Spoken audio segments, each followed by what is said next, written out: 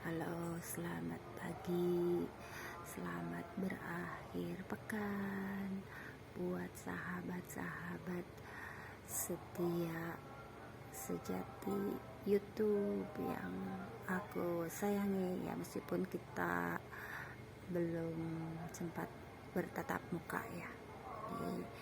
Di sini aku akan bercerita.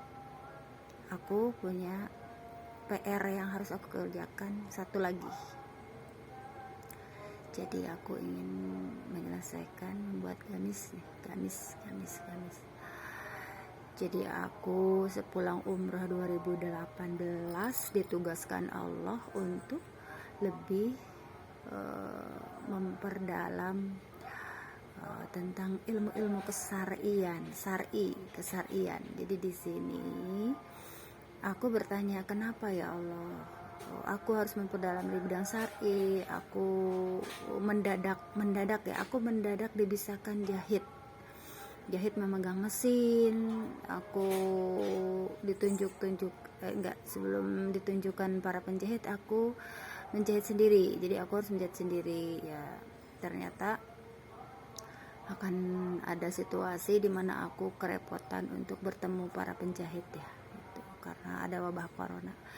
Jadi di sini aku akan bercerita kepada sahabat-sahabat YouTube semua, kalau hidup aku itu harus berhadapan dengan orang-orang, kaum musyrik, kaum munafikin. Jadi mereka tidak segan-segan untuk menyakiti dengan cara apapun yang mereka bisa ya gitu. Bahkan menggunakan cara-cara halus gitu. Orang yang hasad, iri, dengki di dalam hatinya, mereka akan tidak suka melihat keberhasilan, melihat kita dibisakan, melihat kita dikasih banyak anugerah sama Allah ya. Jadi aku mau cerita tahun 2019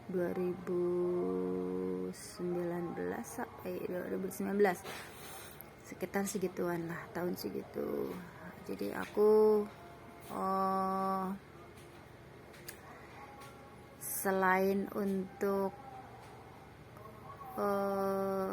menutupi aurat dengan sempurna, aku memakai nikab dan harus mensiarkan juga, itu fungsinya nikab.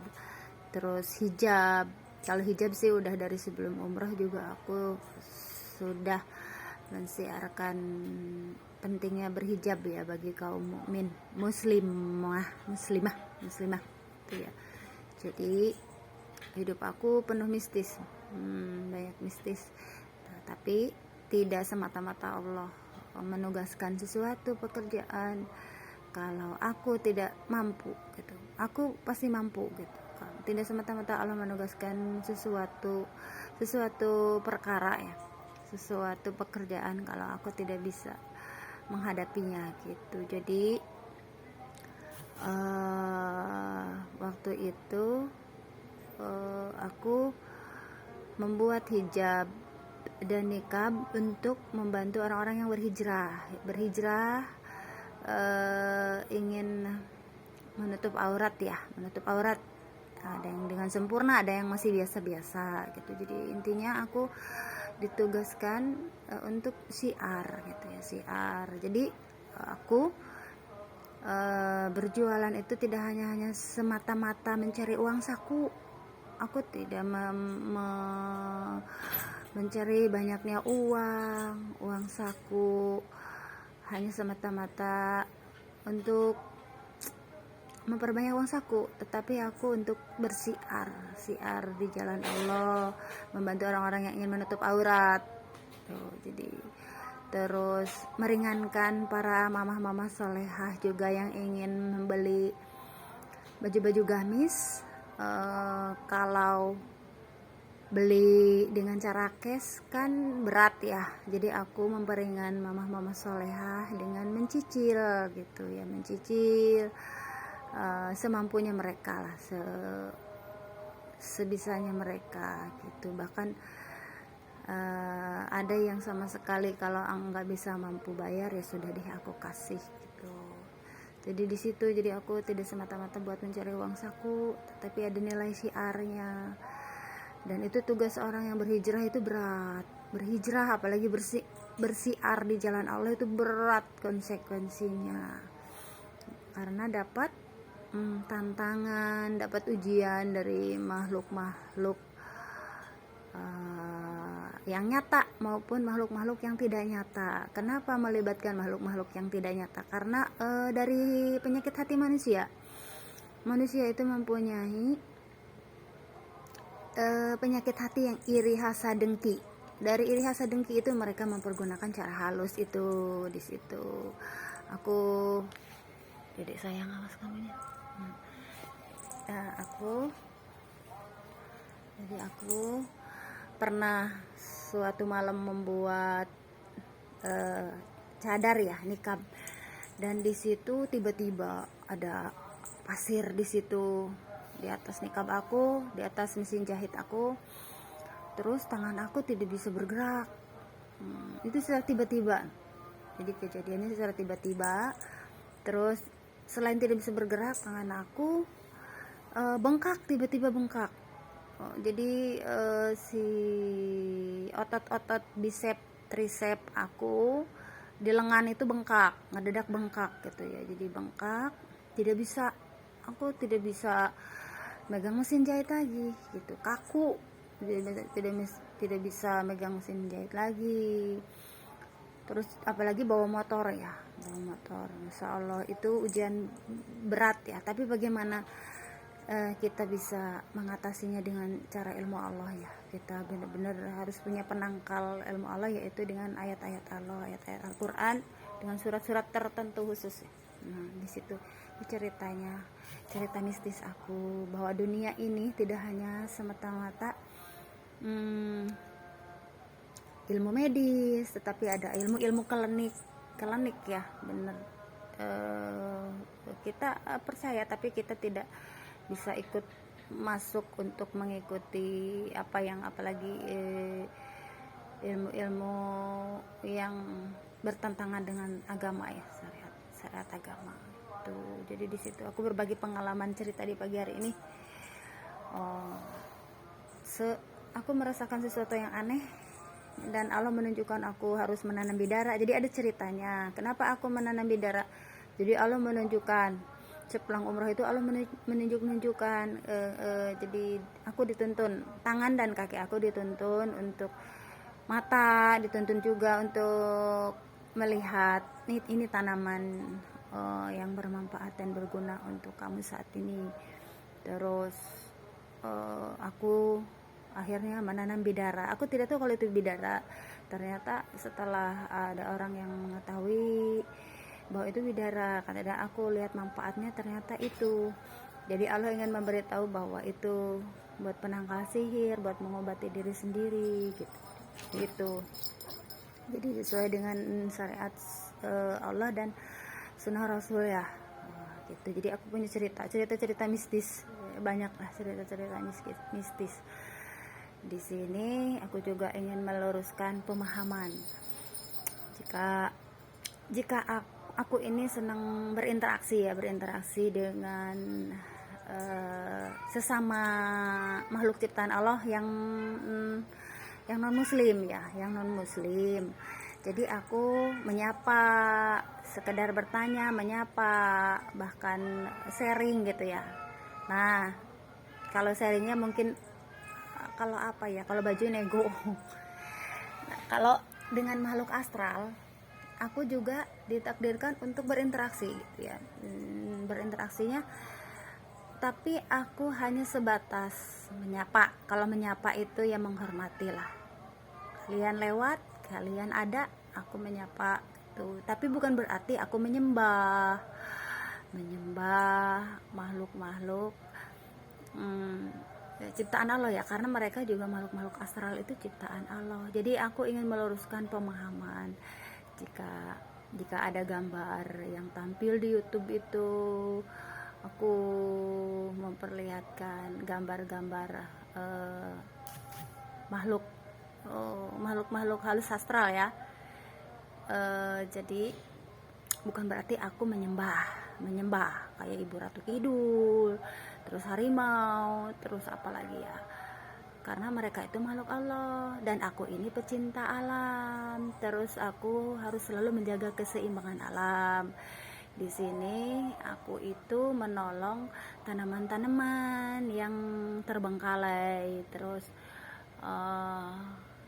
aku punya cerita juga kenapa aku punya kebun, karena aku menolong tanaman-tanaman yang terbuang sia-sia gitu. Terus dari mulai pisang, dari mulai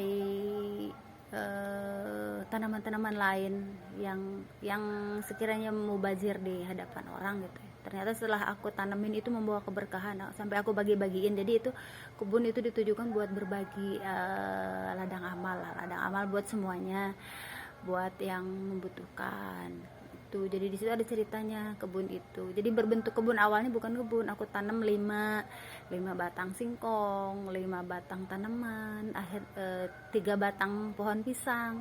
Akhirnya sekarang pohon pisangnya banyak sampai bibit-bibitnya bingung mau dikasih kemana gitu. Jadi aku menolong mereka. Jika aku menolong alam dan menjaga keseimbangan alam, maka aku percaya mereka pun menyayangi aku gitu aja.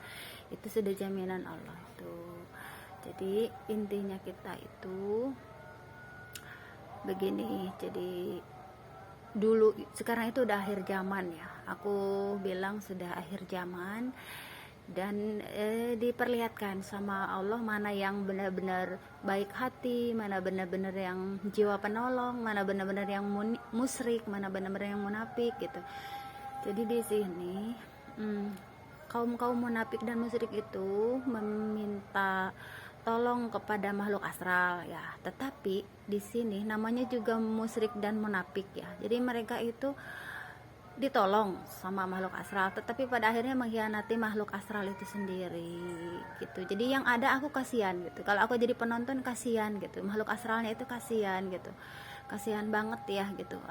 Pada akhirnya mereka mengkhianati dia gitu, malah berbalik. Mereka itu hormat dan sayang kepada hamba-hamba yang bertakwa. Itu yang terjadi sekarang itu. Jadinya makhluk astral itu menyayangi ya, bahwa mereka itu kalau sudah tunduk mereka akan berbakti kalau gitu mah kamu. Dan mereka juga gitu ya, sangat segan dengan hamba Allah yang bertakwa itu. Di situ bahkan sangat benar-benar hormat gitu. Makhluk-makhluk astral itu hormat dengan hamba-hamba yang bertakwa itu. Dan mereka juga menyesali terhadap pengikutnya lah, pengikutnya dari golongan, rata-rata dari golongan musyrik dan munafik ya. Munafik itu karena menyakiti beliau sendiri gitu ya gitu. Kalau aku boleh menyimak cerita dari mistis apa yang terjadi dari sekarang ya, tapi sekarang udah nggak aneh sih. Sekarang kan udah kita memasuki fase awal dari akhir zaman gitu, dimana semua paham itu bentrok semua. Terus semua paham bentrok semua. Terus makanya banyak bencana alam, gempa. Di sini guru-guru besar kita sebagai mukmin memperingatkan agar kita itu meningkatkan keimanan dan ketakwaan, karena bencana alam itu bisa terjadi pokoknya banyak bencana alam yang mendadak gitu, yang benar-benar kita benar-benar harus meningkatkan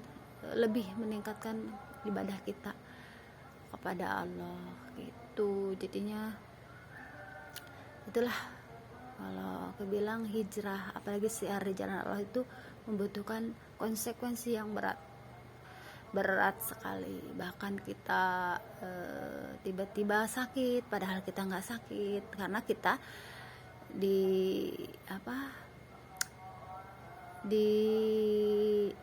dibuat aura tenaga kita itu tidak boleh mengerjakan sesuatu yang yang bertujuan untuk siar di jalan Allah gitu. Alhamdulillah kemarin juga aku merasa sesuatu itu kok nggak bisa, maksudnya aku tidak bisa melakukan sesuatu ya, sesuatu seperti mau mengerjakan ini buat gamis, tetapi alhamdulillah masya Allah sudah menjaga dan melindungi aku, karena aku juga tidak semata-mata melakukan sesuatu karena itu suruhannya Allah juga gitu. Jadi aku menyerahkan penjagaan dan perlindungan pada Allah gitu, karena aku ditugaskan siar di bidang syar'i, maka Allah lah aku yang aku percayakan sebagai tempat satu-satunya bersandar penjagaan dan perlindungannya itu. Jadi akhir zaman ini ditugaskan untuk kaum muslimah menutup aurat dengan sempurna, meskipun tidak harus bernikab ya, tetapi berhijab, memakai gamis-gamis syar'i gitu ya. Itulah ya, jadi pada kesimpulannya perang kebatilan dan kemungkaran serta kebenaran sedang terjadi itu. Iya.